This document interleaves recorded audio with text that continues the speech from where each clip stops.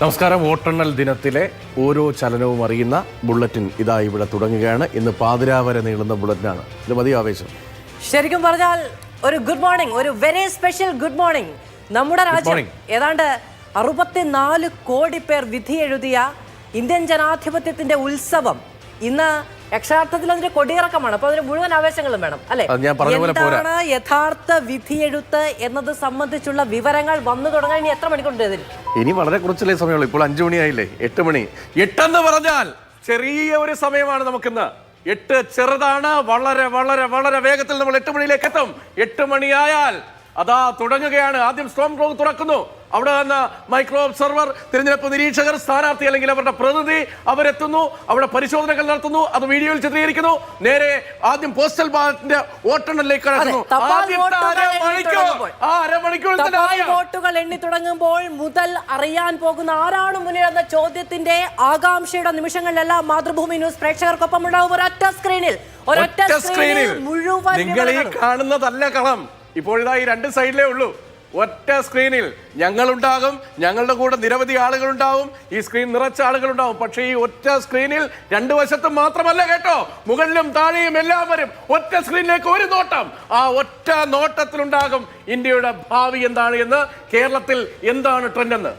ഈ അക്കങ്ങൾ മാറി തുടങ്ങുന്ന സമയത്ത് ഞങ്ങളുടെ ഇടത്തും വലത്തുമായി കാണുന്ന താഴെയും മുകളിലും വരാനിരിക്കുന്ന കോളങ്ങളിൽ അക്കങ്ങൾ മാറി തുടങ്ങുമ്പോൾ ഇന്ത്യൻ ജനാധിപത്യത്തിന്റെ സ്പന്ദനം എങ്ങോട്ടാണ് പോകുന്നത് എന്ന ഹൃദയമിടിപ്പ് അത് ഉച്ചസ്ഥായിയിൽ കേട്ടു തുടങ്ങുന്ന സമയത്ത് വരുന്ന വിവരങ്ങളുടെ കുത്തൊഴുക്ക്, ഇതിനെല്ലാം ഒപ്പം പ്രേക്ഷകർ മാതൃഭൂമി ന്യൂസിനൊപ്പം ഉണ്ടാകും എന്ന പ്രതീക്ഷ. രാജ്യം വിധിയെഴുതുകയാണ്. നമ്മളെ ആരു നയിക്കും, നമ്മളെ ആര് മുന്നോട്ട് കൊണ്ടുപോകും, നമ്മുടെ രാഷ്ട്രീയം ഏതു വഴിക്ക് ചലിക്കും തുടങ്ങിയ ഒരുപാട് വിവരങ്ങൾ. 64 കോടി ജനങ്ങൾ, ഏതാണ്ട് അതെ, ലോക റെക്കോർഡാണ്. ആ വിവരങ്ങൾ അവരെങ്ങോട്ടാണ് എഴുതിയത്, ആർക്കൊപ്പമാണ് അവരുടെ മനസ്സ് തുടങ്ങിയ വാർത്തകൾ, വിവരങ്ങൾ നമ്മൾ ഇന്ന് അറിയാൻ പോകുകയാണ്. ഇതൊരു ദിവസമാണല്ലേ ഇന്ന്. വല്ലാത്തൊരു ദിവസമാണ്. വല്ലാത്ത ദിവസം എന്ന് പറഞ്ഞാൽ നെഞ്ചിടിപ്പെന്നൊന്നും പറഞ്ഞാൽ പോരാ, പെരുമ്പറ കൊട്ടുകയാണ് ഓരോരുത്തരുടെയും ഹൃദയത്തിൽ. അത് സ്ഥാനാർത്ഥികളാണെങ്കിൽ വോട്ടർമാരാണെങ്കിൽ എല്ലാവരുടെയും മനസ്സിൽ എന്താണ് രാജ്യത്ത് സംഭവിക്കാൻ പോകുന്നത്, രാജ്യത്തിന്റെ ഭാവി എങ്ങോട്ടാണ് പോകുന്നത്. 3-ാം അംഗത്തിൽ നരേന്ദ്രമോദി വീണ്ടും വരുമോ? ഈ എക്സിറ്റ് പോൾ പ്രവചനങ്ങൾ അപ്പാടെ ശരിവെക്കുന്നതാണോ ജനത്തിന്റെ മനസ്സിലെ വോട്ടെന്ന വികാരം? ജനത്തിന്റെ ഏറ്റവും വലിയ അവകാശം വിനിയോഗിക്കപ്പെട്ടത് അങ്ങനെയാണോ, അതോ രാഹുൽ വരുമോ? അതെ, എക്സിറ്റ് പോളുകളെ അങ്ങനെ തന്നെ തള്ളുന്ന, അതിന്റെ വിശ്വാസ്യതയെ ചോദ്യം ചെയ്യുന്ന 295 തൊട്ടിരിക്കും ഞങ്ങളുടെ ആത്മവിശ്വാസം മുന്നോട്ട് വെക്കുന്ന ഇന്ത്യ മുന്നണി. ഏതാണ്ട് 28 രാഷ്ട്രീയ പാർട്ടികളുടെ മുന്നണി. പ്രതിപക്ഷം ആദ്യമായി 77 ശേഷം ഒരൊറ്റ മനസ്സോടെ നിൽക്കുന്ന വലിയ കൂട്ടുകെട്ട്. അതിന് കാണുന്ന സ്വപ്നങ്ങൾ അങ്ങനെ തന്നെ സാധ്യമാക്കാൻ കഴിയുമോ എന്നത് അടക്കമുള്ള ചോദ്യങ്ങളുടെ ഉത്തരം, ഇതെല്ലാം കാത്തിരിക്കുന്ന മണിക്കൂറുകളിലേക്കാണ് നമ്മൾ കടന്നു പോകുന്നത്. കേരളത്തിൽ എന്ത് സംഭവിക്കുന്ന വലിയ ആകാംക്ഷയാണ്. കേരളത്തിൽ താമര വിരിയുമോ എന്നാണ് കൗതുക ചോദ്യം അല്ലേ? എക്സിറ്റ് പോളുകൾ ഉണ്ടാക്കിയ ഓളം അത്രത്തോളം ഉണ്ട്. അത് UDFന്റെ തരംഗം തുടരുമോ, LDF മുന്നോട്ട് വരുമോ, LDF പിന്നോട്ട് പോകുമോ?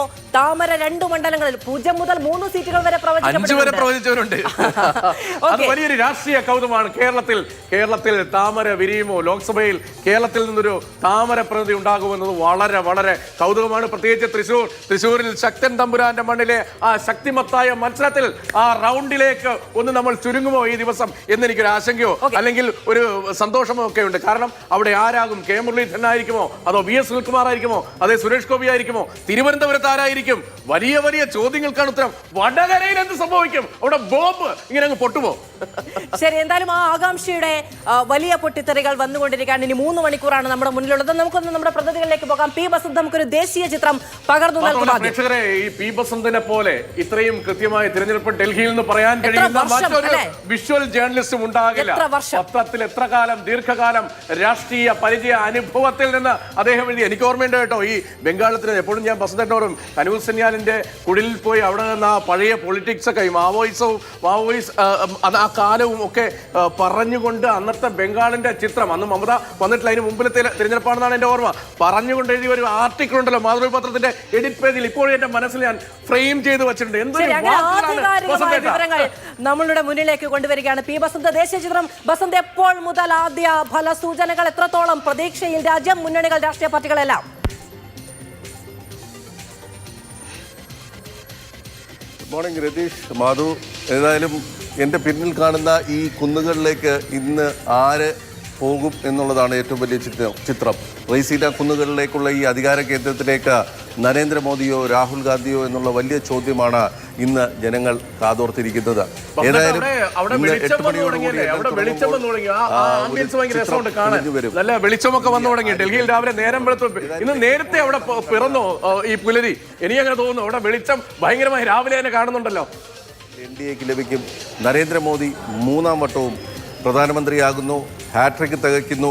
പണ്ഡിറ്റ് ജവഹർലാൽ നെഹ്റുവിന് ശേഷം വീണ്ടും 3ാമതായി അധികാരത്തിലേറുന്ന പ്രധാനമന്ത്രിയായി നരേന്ദ്രമോദി മാറുമോ എന്നുള്ളൊരു വലിയ ചോദ്യമാണ് നമ്മുടെ മുന്നിലുള്ളത്. ഏതായാലും കാത്തിരുന്ന് കാണേണ്ട ഒരു വസ്തുതയാണ്. നമ്മളിപ്പോൾ നോക്കുന്ന ഒരു വിഷയം എക്സിറ്റ് പോളുകൾ എത്രത്തോളം ശരിയാണ് എന്നുള്ളതാണ്.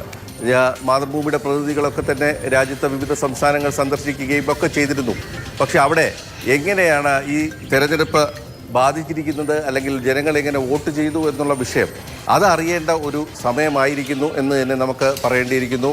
ഏതായാലും എക്സിറ്റ് പോൾ ഫലങ്ങൾ ശരിയാണെങ്കിൽ വീണ്ടും BJP അധികാരത്തിൽ വരുന്നു എന്നുള്ളത് തന്നെയാണ്. വർദ്ധിച്ച ഭൂരിപക്ഷത്തോടു കൂടി അധികാരത്തിൽ വരികയാണെങ്കിൽ അതൊരുപക്ഷെ റെക്കോർഡായിരിക്കും. നമുക്ക് തിരികെ എത്താം. 351 സീറ്റുകൾ മുതലാണ് NDAക്ക് പ്രവചിച്ചിരിക്കുന്നത് സർവ്വ എക്സിറ്റ് പോളുകളും. പി ബസന്ത് പറഞ്ഞത് ശരിയാണ്. എക്സിറ്റ് പോളുകൾ എത്രത്തോളം ശരിയാകും എന്ന ആകാംക്ഷയാണ് ആദ്യം ഉണ്ടാകുന്നത്.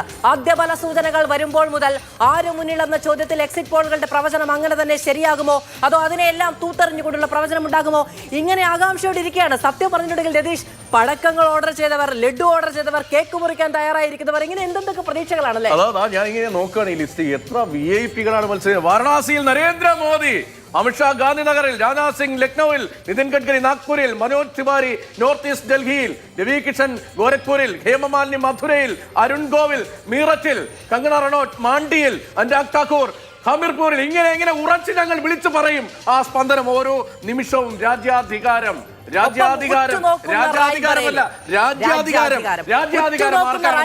അവിടെ എന്ത് സംഭവിക്കും എന്ന ആകാംക്ഷ. 4 സീറ്റുകൾ മുതൽ 1 സീറ്റ് മുതൽ 22 സീറ്റുകൾ വരെ പ്രതിപക്ഷ ചേരിക്ക് പല എക്സിറ്റ് പോളുകൾ പ്രവചിച്ചിരിക്കുന്ന ഉത്തർപ്രദേശിൽ എന്ത് സംഭവിക്കും നമുക്കറിയാം.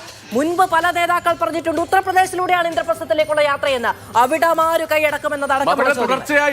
തുടർച്ചയായി കോൺഗ്രസ് സെൻട്രൽ അധികാരത്തിൽ വന്നപ്പോഴൊക്കെ ഉത്തർപ്രദേശ് ആയിരുന്നു അടിയുറച്ച കോട്ട.